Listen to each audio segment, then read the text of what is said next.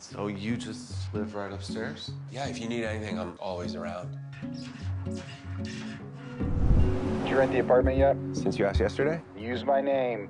People watch my show. All you have to do is look in the mirror. Why do I watch this show? You seem like a nice guy, but you strike me as someone who drags his feet, am I right? You want me to come help? No, Mom, this is your time to do, you stuff.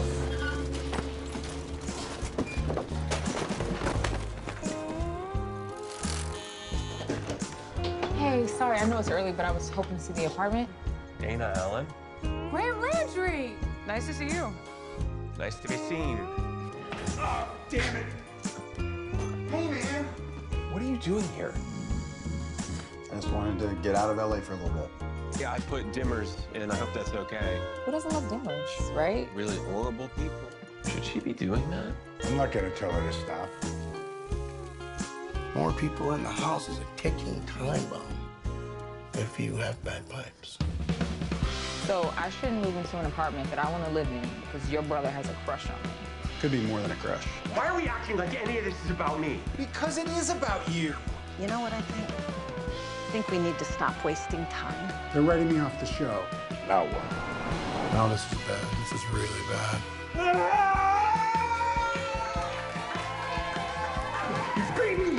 I'm just really lucky to be blessed with a great family. What is she laughing at? He's not funny. You're funny. Ladies and gentlemen, boys and girls, children of all ages, I'm so excited to have with me here the director of a brilliant comedy that came out last year. But you guys can see it in March if you live in the UK. This movie's called All Happy Families. I have the director and co-writer, I believe, as well. Yeah. Haroula Rose, say hello, Haroula. Hey, thanks so much for having me.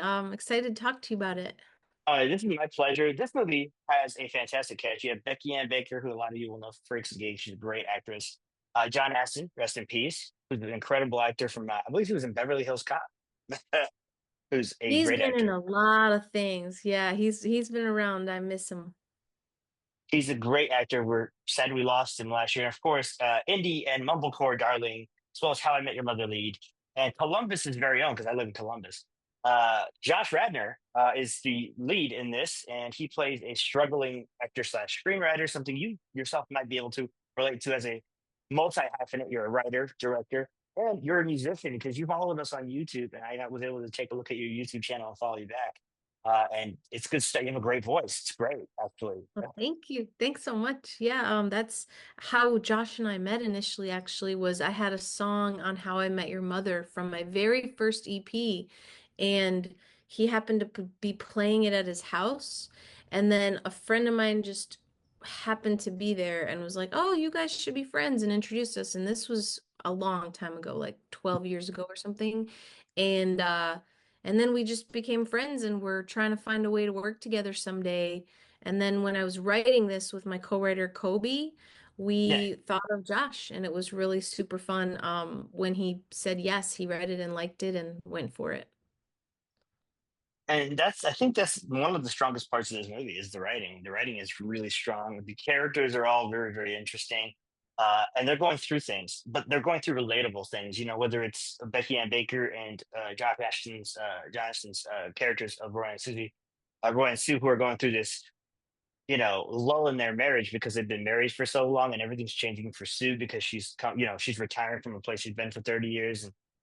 And something happens between her and her boss during that retirement party. I won't reveal it so people can Yeah. check out the movie. And then you have, Rob Hubel, who's always shows up in these indie comedies, and he always shows up and brings his lunch pail and steals scenes every single time. And he does that here as Yes, he really Josh's older does. brother.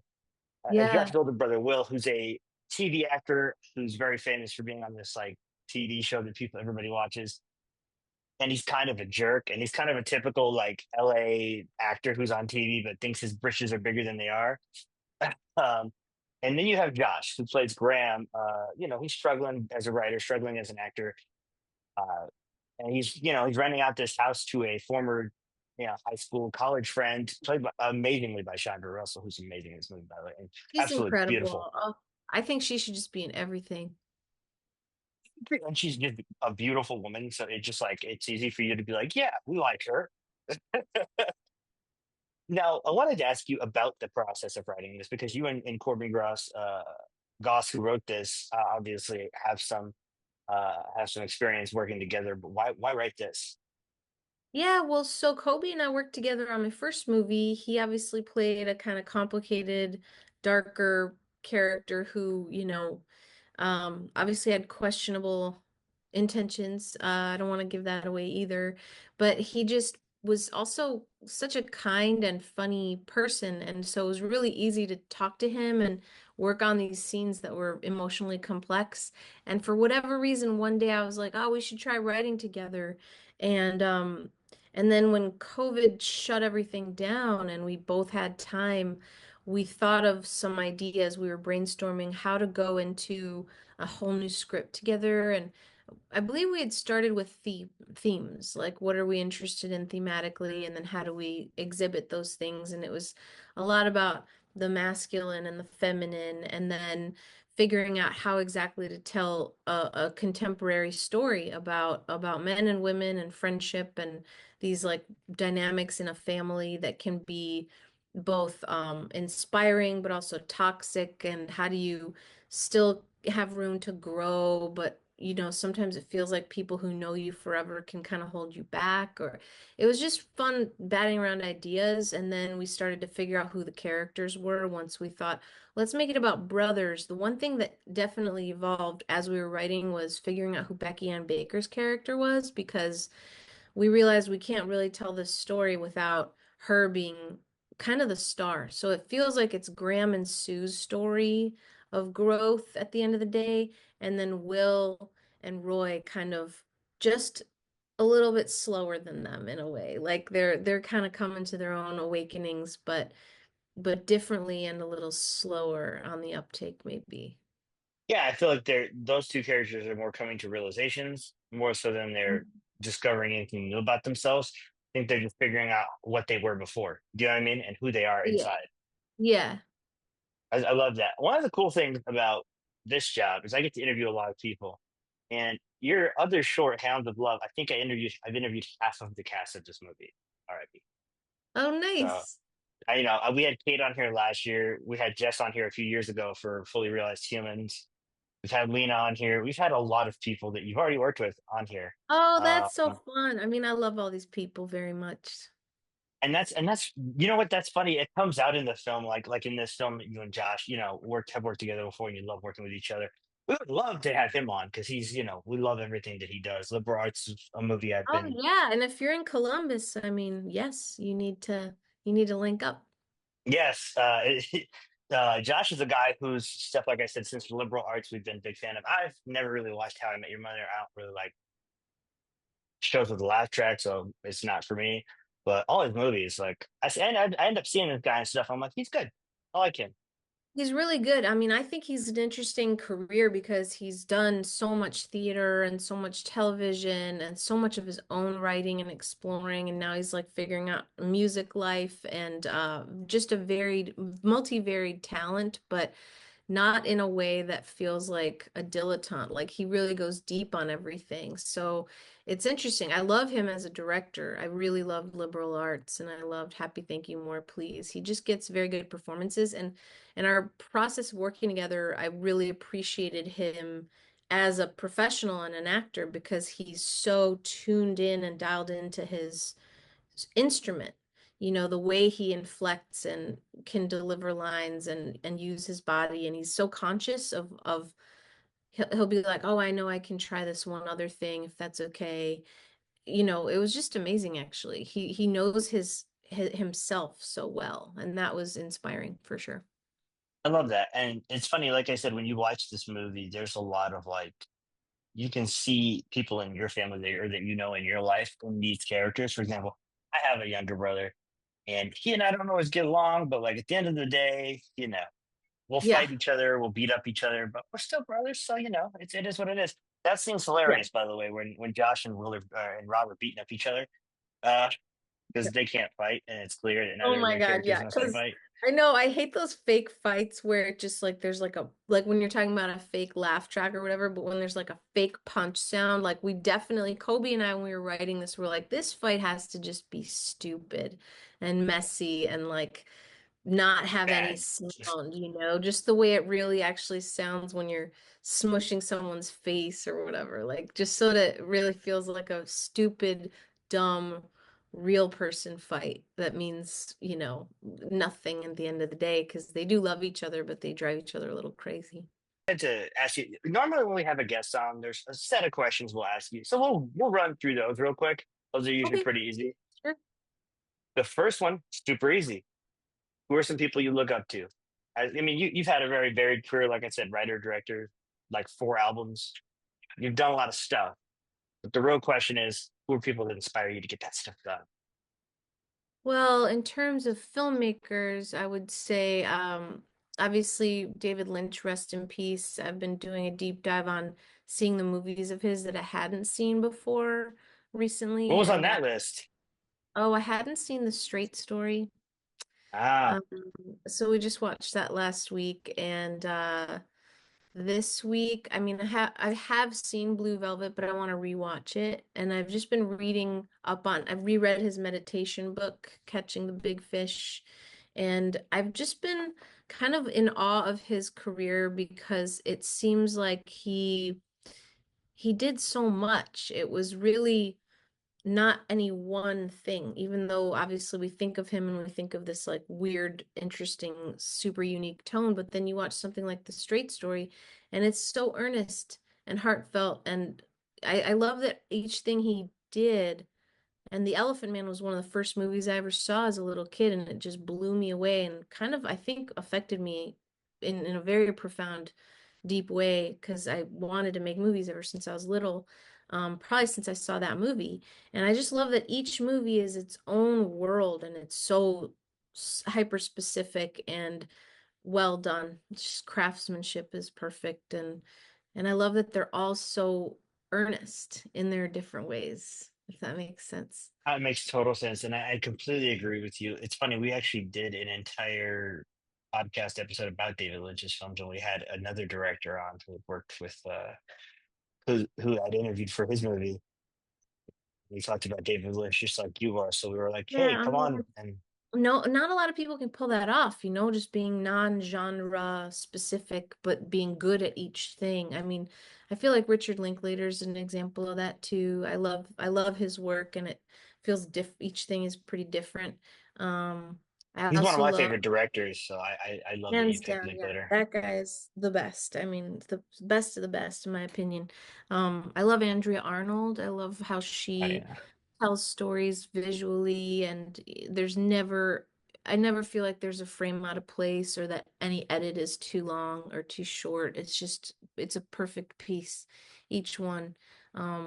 And I love that she's not about volume. She kind of takes her time and each one is sort of perfect. Uh, yeah, I would say those three, but I'm sure there's tons more. no, I love it. I love Andrea Arnold myself. I mean, American Honey, Fish Tank. I liked Bird a lot. Actually, that came out last year, 2024. And Which also Wuthering Heights. I mean, she did a really cool take on that. anytime you cover something like that, it's always going to be like difficult because it's been Yeah. done so many times. And yeah, I think she knocked that out of the park. But it's one of I those thought things so where it's too. like it's hard, you know? Yeah, but somehow she made it really specific and I just remember certain shots where it's just like very subjective, like you're in this POV and I don't know, I just love that she made it be so personal. It's not something that you're like outside of the story watching it. It's like you're really kind of in it. And that I think is cool, especially with books like that. Yeah, and I think Paya Dario also was very, very good in that movie. So I think that helped too, is getting a great performance out of your actor, which is always important. You know what I mean? When Yes. you're Yeah, I making a mean, you have movie. nothing without that, right? Nothing. Well, for me, I subscribe to Hitchcock's philosophy. I don't know if you've ever heard what he has to say about what you need to make a good movie. You need three things. So three most important things to making a good movie are the script, and the script. Right, Nothing else right. matters. So I feel like If your writing is good and you're a good enough director, you can get great performances out of anybody, really. It's funny you mentioned that. I was just talking about, because I'm not a huge fan of Sean Baker, but Honora is a perfect example of getting something out of almost nothing because that script's, good, but the actors are very inexperienced. And he's always done that. He's always been good at getting inexperienced actors to do far more above their talent level or above their previous thought process. And that's one thing Yeah. I can respect about it, even if I don't like his movies very much.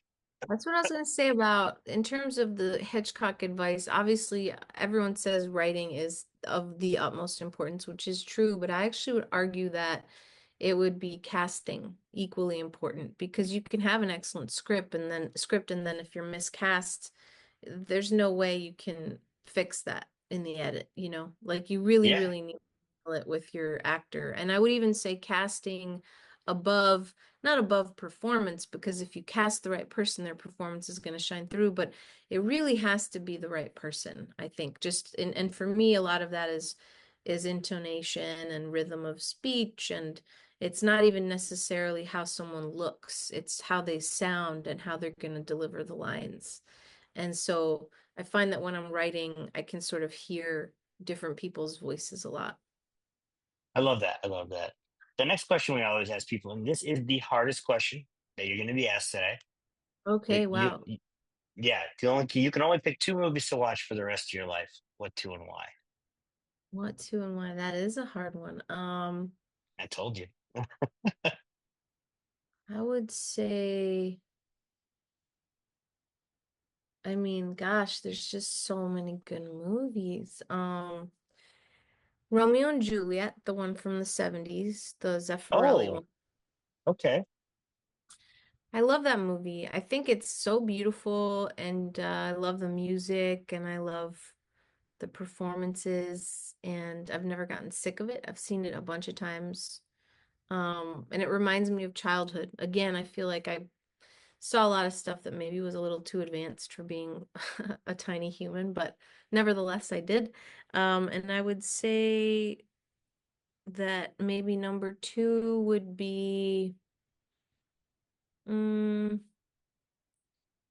I would say it would have to be one of like a Terrence Malick movie because maybe Days of Heaven, because that way I could just like have it on mute and be happy looking at all the images. Um, but yeah, it would probably be those two. That's very interesting that you mentioned Malik because I will not lie to you. I am one of the biggest Malik haters on the What? You hate him? internet. Oh no. I I mean, look, just, not everything is for everyone, but those movies are beautiful. yeah, but they're not interesting at all. I There's nothing mean, happening. no. It's just voiceover. I feel like there's a lot happening, not in all of them, but I would say in some of them. And See, and I New like what World, I can get with. I can get with New World, Thin Red I Line. Those love. are good, Wait, which one? But Which was the other New one? World, Thin Red Line, both great. You know what I Okay. mean? Okay. But then you get like Tree of Life. You get song for song. You get Knight of Cups, and I just want to go to sleep. Yeah, okay, those aren't as strong as the ones I'm talking about. I'm talking Yeah, about, the older stuff, but specifically that one, I just like that every image feels like you're watching a kind of painting come to life, and I like that he leaves room and the audience can decide on some level what someone is thinking or what is happening. I mean, I just think and Badlands was pretty unique. I think I saw that at a formative age. that's a Um, good pick. That's a good pick. yeah. That's a great But movie. but but I really loved Days of Heaven, so I feel like I would pick that and Romeo and Juliet. I mean, Days of Heaven, like I said, probably the best Malik movie or my favorite besides New Worlds, just because I like the story of New Worlds.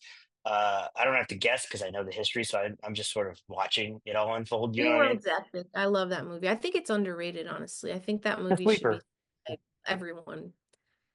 It's just sweeping. It's just big and sweeping, and that's what I want. Like that's what I want more of. But I want more context to that sweeping. But I I love don't how need it it in New World. looks. I love how it feels. I love everything about that movie. Days of Heaven is a gorgeous film. I'm glad you picked that because it's a gorgeous movie. Like what I can't even complain about it. And like I said, I'm the complainer Yeah, yeah, yeah. It's a of good the two one. of It's a us. good one. But But like, everyone you can't hit the ball out of the park on every movie. So I feel like definitely there's some weaker ones for sure. But like Richard Gere's so good in that It's true. movie. Yeah, But like he's it's so good. yeah, it's a beautiful thing. It's a beautiful. It feels like more than a movie to me somehow. I don't know. No, I love that. Yeah, I love the chemistry that he's sort of doing with the two leads with Brooke Adam and with Richard Gere. There's such a dynamicism to them, and it's fun to watch. It's beautiful to watch, quite frankly. And That is a hard question. I'm going to be thinking about that actually. Like, what are the two and forever? I mean, because then I get to this place where I'm like, I want to edit it and think of something funny. If it's forever, I need to have like the drama and the comedy. And I'm not sure what the comedy would be, but I would like to have that also maybe. So I'll be thinking about this question. no, I love that. But that's what the question's designed to do. Kind of get you thinking like, what really are my tastes? What do I think is worth me spending the rest of my life with if I only had to I know, pick, and that actually begs the question of like, what is a comedy that you've watched more than once that makes you like, okay, Elf. I mean, but I wouldn't choose that. But I'm just thinking of stuff that I've seen a bunch of times and I laugh every time.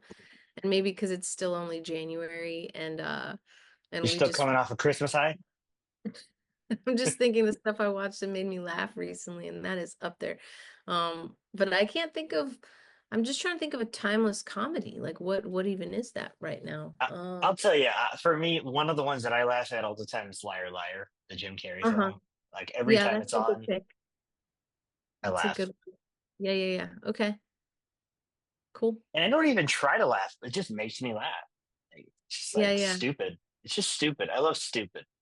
Like for everything for all the snobbery and ridiculousness that we have displayed in our very illustrious history as critics, like I sometimes just like stupid.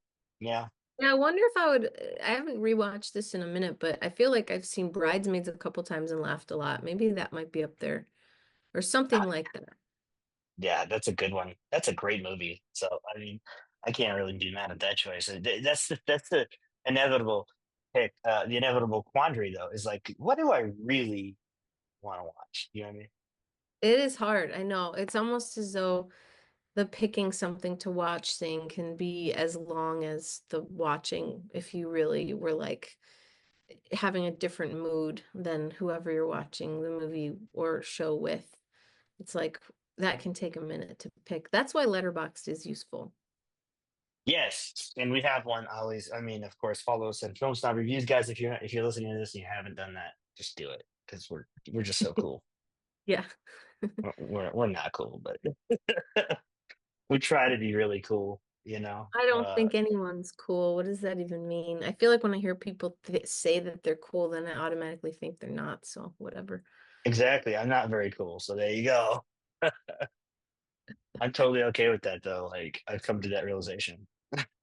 I feel like the people that I think are cool question whether they're cool too. So they're really it's all just an illusion, obviously. Yeah, yeah. But it's a fun illusion. Mhm. It's a very fun illusion. So Oh, there by you the go. way, talking about Honora, that's up there for me. I love that movie. I really I went in thinking there's just a lot of good movies this year. And I went in thinking, oh, I'm gonna like it. But then I really loved it. I mean, it really blew us away. It's funny, we're having a lot of trouble picking out our number one movie of the year because we don't want to because it's always hard for us because it's a group of us, you know what I mean? Like there's three or Yeah. four of us and we're like debating and we have a system, but like I don't even know what I'm gonna put at number one. Last year I knew exactly what movie I was gonna put at 2023. I knew I think exactly what my movie. number one movie of this year, though, the one that made me feel the most emotionally charged in every which way, where I was like laughing, crying, super impressed on a technical level, on a performance level, on a story level, is My Old Ass. Loved it. I loved I it. mean, that's like kind of a perfect movie to me. I like, honestly, that just, I could not stop crying. I loved it so much. Yeah, that third act reveal really gets you. Oh my God. I was like mad at it kind of because I was Yeah. like, what do you mean? And I didn't see it coming. So I was And you just like, felt manipulated, right? yeah, but in a great way. But Smart, in a good smart way. filmmaking. Yeah. Yeah. And I feel like, and my husband was like, are you okay? Like, I was just like fully unreachable. I was so upset. I didn't see it coming. I really didn't. I felt the misdirect in a profound way. It's funny because we were just talking about because Megan Park directed that, and Megan Park's in one of my. I'm a big romantic comedy guy, and Megan Park's in one of my favorite rom coms of the 21st century. What if? Okay, And nice. I Yeah, think she's I really amazing in that movie, and I think that cool. anytime she does anything, I want to watch it because she's her two movies that she's done so far are both brilliant. Oh my God, yeah. I love rom-coms. Gosh, that makes me want to edit my top two also now. Okay. We got the wheels turning. That's always Got a good. lot to think about. Also, top two is not fair. It should be more like top three or five or something. No, because then we'd be here for 37 hours. Fair enough. It took Michael Shannon 3 minutes to come up with the first answer. So no, thank you. What was his answer? I love that guy. One of his answers was "Stop Making Sense," which is the documentary about Oh, the yeah, Talking yeah. Heads. Sure. Yeah, Yeah, I okay, can't remember nice. his second one though. It Okay. took him like 10 minutes to be like, there's that documentary about the Talking Heads. I think I like that one. I was like, hey, hmm we're already friends. That's a great answer. I You know what saw I mean? him. What was the movie I saw him in? It was Josh Oppenheimer's movie. He's a documentary guy, but this was his first like narrative fiction feature, and it was about a family in a bunker, in a post-apocalyptic bunker that just came out. And I was at one of the screenings with the director, and Mike Shannon was there. That was an interesting piece of work, and I really fell in love with it and highly recommend it. And I cannot believe I'm forgetting the name of it. I gotta look it up right now. Um, because I want to recommend it on here. You're like, I have Oh, to it's called recommend. The End. Duh. It came out at the end of the year, and it's called The End, and it is about what happens at the end of the world. And it was so kind of a magnum opus in a way, like very sweeping epic story about human nature and all of the things we're capable of. And it was really well done. And it was kind of a musical, which is also really weird. I don't know how I Oh pulled it yeah. off. Great. No, Mike Shannon's that's amazing. one we missed in 2024. So that's a great pick. That's You got gotta Mother see. Mother Tilda in it. So Oh my God. Amazing cast. Such a strong concept. Like, I cannot believe they pulled this movie off, to be honest. I'm like, how did you do this? It was really good. Really well, if good. anybody can pull it off, Josh, the guy who pulled off the act of killing, could pull it off. It's true. So, Really kind of a genius, actually. Yeah, for sure. yes, I totally agree. Now I'm gonna have you do something really difficult because I asked Oh all my God. guests. This is the hardest thing. I want you to tell the audience here, elevator pitch your movie for people. My movie, this one, the one we're talking about, All Happy This one we're Families? talking about, All Happy Families. I want you to elevator pitch it to the audience. Why Okay. should they check out All Happy Families, which they can rent on Prime here in the US right now for $3.99. And it's in some select theaters across the nation. And it's coming out in March in Great Britain for our UK fans. So I would say watching All Happy Families will make you feel hopefully seen and recognized in a certain kind of family dynamic. I know the word dysfunction is overly used, but I think we all have a way of relating to this kind of situation where you feel uh, sort of maybe stuck in a certain role, but you also want to be expansive and maybe you can't.